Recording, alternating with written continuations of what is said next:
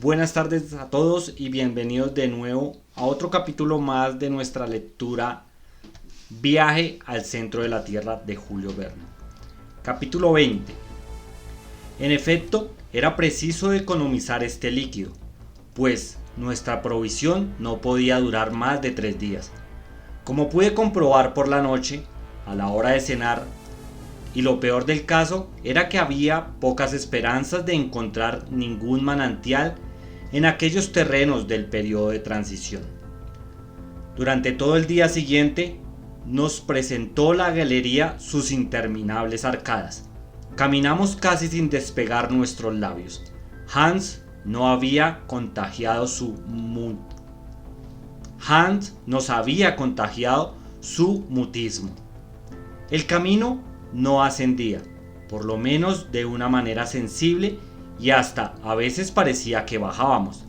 Pero esta tendencia, no muy marcada por cierto, no debía tranquilizar al profesor porque la naturaleza de las capas no se modificaba y el periodo de transición se afirmaba cada vez más.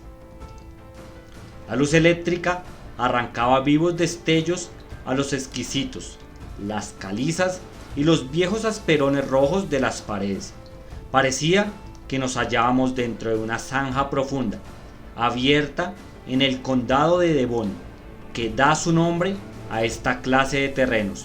Magníficos ejemplares de mármoles recubrían las paredes, unos de color gris ágata, surcados de venas blancas caprichosamente dispuestas, otros de color encarnado o amarillos con manchas rojizas. Más lejos ejemplares de esos jaspes de matices sobrios, en los que se revela la existencia de la caliza con más vivo color. En la mayoría de estos mármoles se veían huellas de animales primitivos, pero desde la víspera la creación había progresado de una manera evidente. En lugar de los trilobites rudimentarios vi restos de un orden más perfecto, entre otros de peces ganoides y de esos sauroterigios en los que la perspicacia de los paleontólogos ha sabido descubrir las primeras manifestaciones de los reptiles. Los mares devonianos estaban habitados por gran número de animales de esta especie, que depositaron a miles las rocas de nueva formación. Era evidente que remontábamos la escala de la vida animal, cuyo último y más elevado peldaño ocupan las criaturas humanas, pero el profesor Lindenbrot no parecía fijar mientes en ella.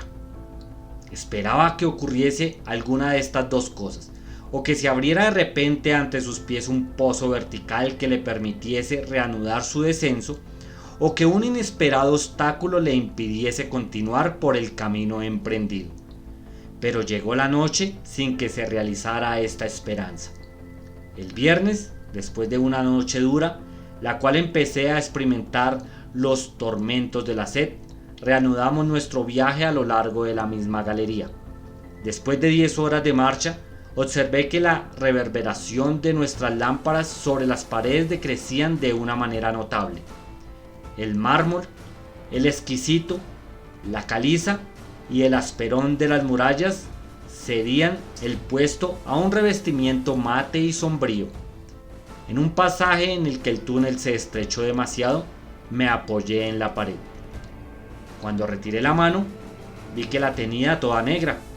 Miré desde más cerca y adquirí el convencimiento de que nos encontrábamos en un yacimiento de hulla. «¡Una mina de carbón!», exclamé. «Una mina sin mineros», respondió mi tío. «¿Quién sabe?», observé yo. «Yo lo sé», replicó el profesor con aires convencido. «Tengo la seguridad de que esta galería, perforada a través de estos yacimientos de hulla, no ha sido construida por los hombres, pero poco nos importa que sea o no obra de la naturaleza. Ha llegado la hora de cenar. Cenemos». Hans preparó algunos alimentos. Yo apenas probé bocado y bebí las escasas gotas de agua que constituían mi ración.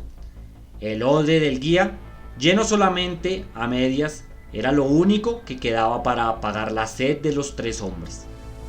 Después de la cena, se cubrieron mis dos compañeros en sus mantas y hallaron en el sueño un remedio a sus fatigas. Por lo que a mí respecta, no pude pegar los párpados y conté a todas las horas hasta la siguiente mañana. El sábado a las 6 emprendimos nuevamente la marcha. 20 minutos más tarde llegamos a una vasta excavación y me convencí entonces de que la mano del hombre no podía haber abierto aquella mina, supuesto que sus bóvedas no estaban apuntaladas y no se derrumbaban por un verdadero milagro de equilibrio. Esta especie de caverna medía 100 pies de longitud por 150 de altura. El terreno había sido violentamente removido por una conmoción subterránea. El macizo terrestre se había dislocado cediendo a alguna violenta impulsión y dejando este amplio vacío en el que penetraban por primera vez los habitantes de la Tierra. Toda la historia del periodo de la hulla estaba escrita sobre aquellas paredes sombrías, cuyas diversas fases podían seguir fácilmente un geólogo. Los lechos de carbón se encontraban separados por capas muy compactadas de arcilla o de asperón, y como aplastados por las capas superiores. En aquella edad del mundo que precedió el periodo secundario, la Tierra se cubrió de inmensas vegetaciones, debidas a la acción combinada del calor tropical y de una humedad persistente. Una atmósfera de vapores rodeaba por todas partes el globo, privándole de los rayos del sol. Este es el fundamento de la teoría de que las temperaturas elevadas no provenían de dicho astro, el cual es muy posible que aún no se hallase en estado de desempeñar su esplendoroso papel.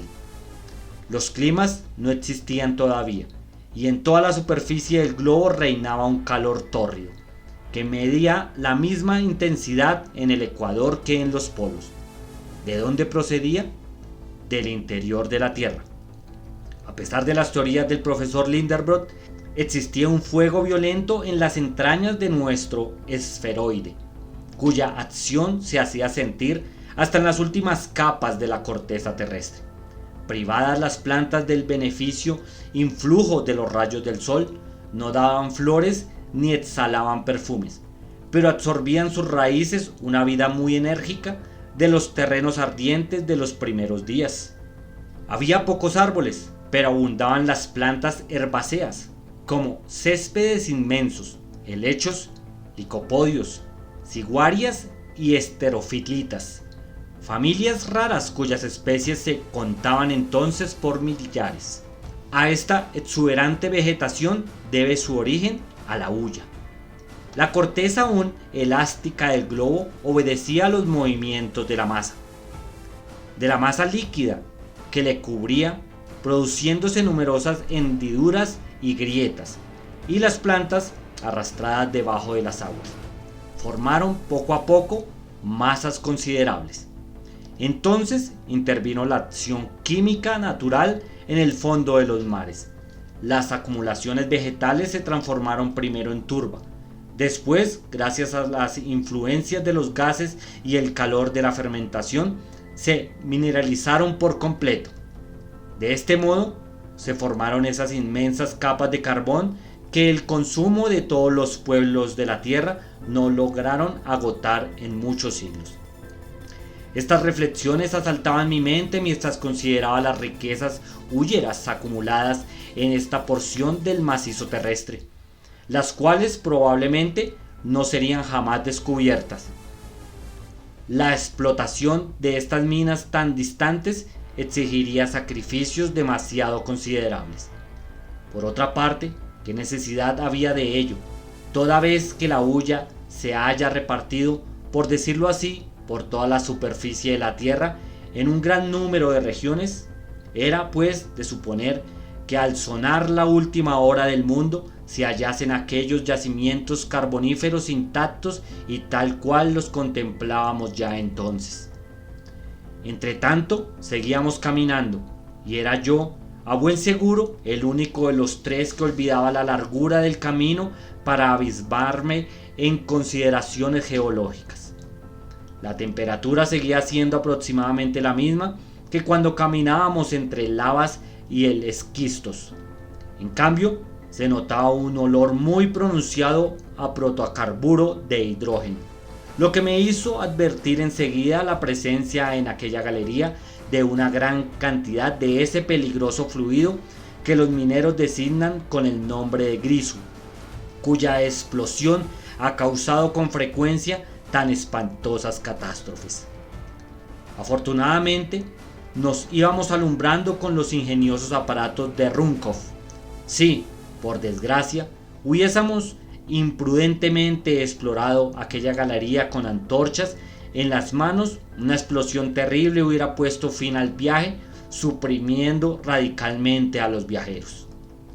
La excursión a través de la mina duró hasta la noche. Mi tío se esforzaba en refrenar la impaciencia que le producía la horizontalidad del camino.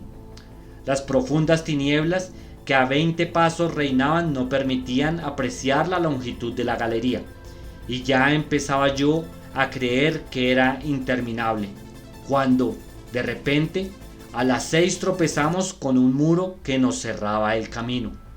Ni a derecha, ni a izquierda, ni arriba ni abajo se observaba paso. Habíamos llegado al fondo de un callejón sin salida. «Bueno, tanto mejor», exclamó mi tío. «Al menos ya sé a qué atenerme. No es este el camino seguido por Sannunsen, y no queda otro remedio que desandar lo andado. Descansemos esta noche, y antes que transcurran 3 días, habremos vuelto al punto donde la galería se bifurca». «Sí», dije yo, «si nos alcanzan las fuerzas». «¿Y por qué no nos han de alcanzar?» «Porque mañana no tendremos ni una gota de agua». «¿Y valor? ¿No tendremos tampoco?», exclamó el profesor, dirigiéndome una mirada severa. No me atreví a contestarle.